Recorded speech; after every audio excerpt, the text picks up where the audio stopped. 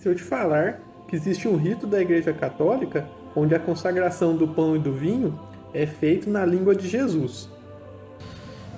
وبيوم هودك دم حشودي لي ما بتحايه ساب اللحم بيدا وقديشو.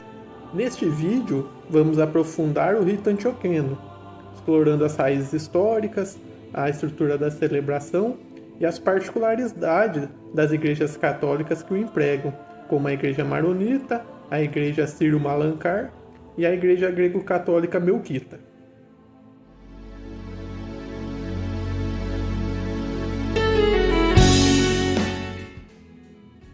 O rito antioqueno é uma das mais antigas tradições litúrgicas do cristianismo, com uma história que remonta aos primórdios da igreja. Sua origem é traçada lá na cidade de Antioquia, na Síria, que se destaca como um dos berços do cristianismo e a primeira comunidade onde os seguidores de Jesus foram chamados de cristãos.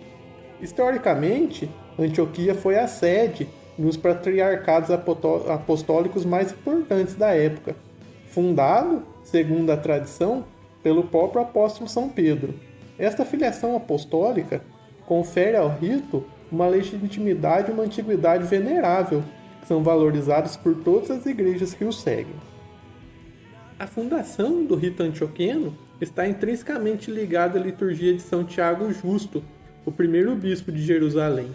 A liturgia de São Tiago, por sua vez, é descrita como uma evolução do uso alexandrino, evidenciando que as grandes tradições litúrgicas orientais não desenvolveram em isolamento, mas em um processo orgânico de mútua influência. A história dos ritos, portanto, não é uma linha reta de descendência, mas uma tapeçaria complexa, onde as tradições se entrelaçam e se desenvolvem. O termo rito antioqueno hoje se refere a uma família bem diversificada de liturgias. As fontes identificam 3 subgrupos principais: o sírio ocidental, o sírio oriental e o armênio. O ponto de inflexão decisivo na história desses ritos foi o Concílio de Calcedônia, o qual a gente já falou em muitos dos nossos vídeos sobre os ritos da Igreja Católica. Embora separadas na hierarquia, as igrejas resultantes desse cisma continuaram a desenvolver suas tradições. A visão de comunhão da Igreja Católica, por meio de documentos pós-conciliares, reconheceu e celebrou essa diversidade, insistindo na preservação do patrimônio de cada igreja particular como um tesouro único para a Igreja Universal. A Divina Liturgia no rito antioqueno segue uma estrutura fundamental que reflete a tradição dos primeiros séculos. O arranjo litúrgico pode ser traçado às Constituições Apostólicas, um documento antigo que contém a forma mais completa conhecida de uma liturgia primitiva.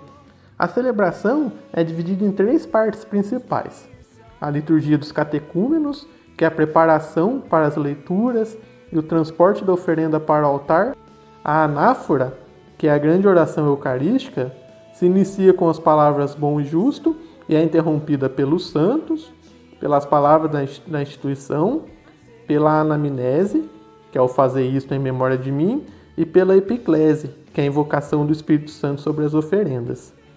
E em terceiro, a última parte, os ritos de encerramento, que inclui a elevação do corpo e sangue de Cristo e também a comunhão.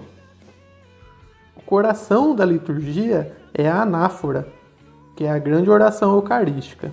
O termo anáfora deriva do grego e significa levar para cima, ou repetição. No contexto litúrgico, essa palavra carrega um significado simbólico profundo.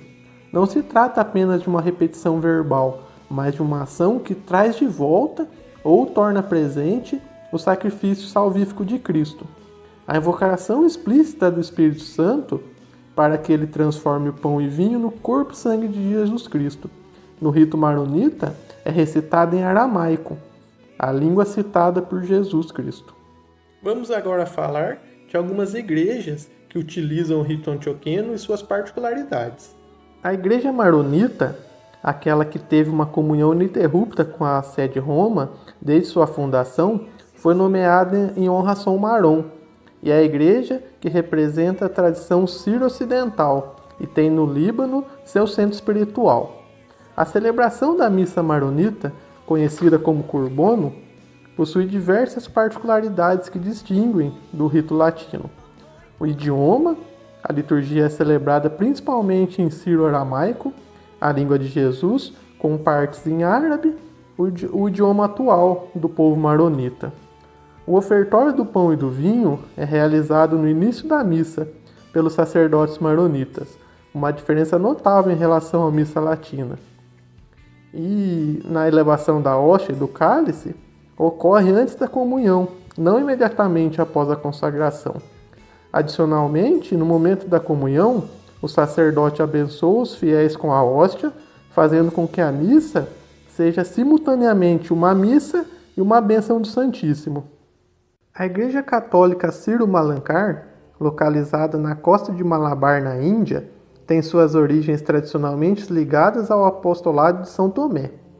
A divina liturgia dessa igreja é conhecida como Holy Corbono, uma celebração que se distingue por um grande foco em rituais, gestos e símbolos. Temos também a Igreja Greco-Melquita Católica. O termo Melquita, do aramaico real ou do rei, foi um apelido pejorativo dado aos cristãos do Oriente Médio que eram leais ao Concílio de Calcedônia e também ao imperador bizantino. Algumas particularidades e curiosidades dessa tradição são o calendário. Os melquitas seguem o calendário juliano para algumas festas, celebrando o Natal, por exemplo, dia 6 de janeiro. E isso entra em contraste com o calendário gregoriano que a gente utiliza no rito latino. Os ícones também são uma característica central e catequética da liturgia. A arte bizantina é vista como uma forma de escritura e se manteve fiel aos cânones estéticos do início da igreja. E o sinal da cruz é feito com os 3 dedos unidos, simbolizando a Santíssima Trindade, e os outros 2 recolhidos na palma da mão, que simbolizam as naturezas de Cristo, divina e humana, do ombro direito para o esquerdo. A tradição do canto siríaco, que serve como base para os ritos antioquenos, foi transmitida oralmente por séculos e possui uma riqueza melódica e muito poética. As melodias, muitas vezes associadas aos textos de poetas como São Efrem, por exemplo, preservaram sua identidade única, mesmo em meio a outras ricas tradições musicais, como as da Índia, por exemplo. A seguir, ouça um pouquinho desse canto siríaco.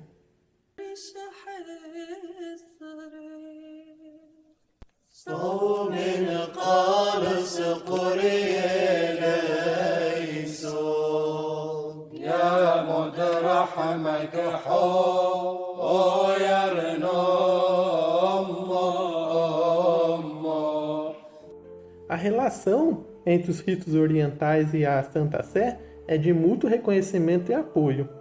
Para promover essa preservação, a Santa Sé instituiu a Congregação para as Igrejas Orientais, que hoje é o dicastério para as Igrejas Orientais.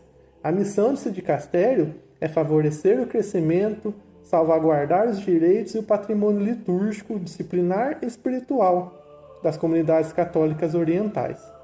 As igrejas orientais, incluindo algumas do rito antioqueno, possuem uma tradição de celibato para os bispos, mas permitem alguns sacerdotes casados, assim como em outras tradições. A migração de fiéis e clérigos orientais para os territórios de maioria latina causou um certo escândalo no passado. No entanto, a decisão de Roma sob o Papa Francisco de permitir essa atividade pastoral de padres casados orientais fora dos seus territórios tradicionais, que já eram acostumados com isso, é um sinal importante de abertura. Esta atenção pastoral, mesmo diante das tensões que surgiram na época, demonstra uma visão eclesial madura, que valoriza muito a comunhão de igrejas e também a assistência espiritual aos fiéis.